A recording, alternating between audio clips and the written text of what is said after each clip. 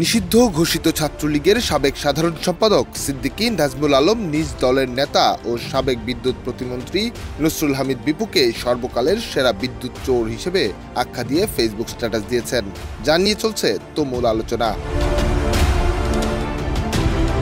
বৃহস্পতিবার রাতে নিজের ফেসবুক অ্যাকাউন্টে পোস্ট করেন নাজমুল সিদ্দিকী।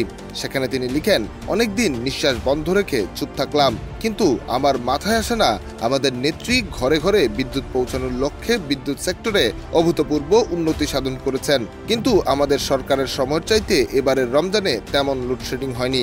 তার মানে হলো প্রধানমন্ত্রীর চোখ ফাঁকি দিয়ে বিদ্যুৎ চোর বিপু এবং কিছু বিদ্যুৎ চোর আমলাদের সমন্বয়ে কৃত্রিম লোডশেডিং তৈরি করত এবং নিজেদের পছন্দের পাওয়ার প্ল্যান্ট ব্যবসায়ীদের রমরমা একচেটিয়া ব্যবসা করার সুযোগ করে দিয়ে সিন্ডিকেট করে কমিশন কামাতো।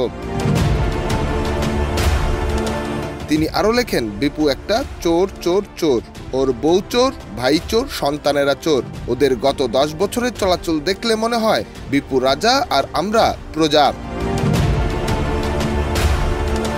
নাজমুল আরো লেখেন, চরিত্রহীন লম্পট বিপুর পরিবার, ওই পরিবারের পুরুষদের চাইতে নারীরাও পিছিয়ে নেই।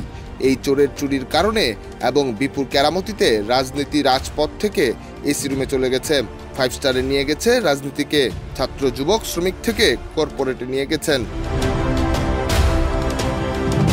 স্ট্যাটাসটি বিভিন্ন সংবাদ মাধ্যমে প্রকাশ হওয়ার পর সিদ্দিকী নাজমুল আলম আরেকটি স্ট্যাটাস দেন, যেখানে তিনি লিখেছেন, ডক্টর ইউনূস সরকারের কোনো প্রশংসা আমি করিনি।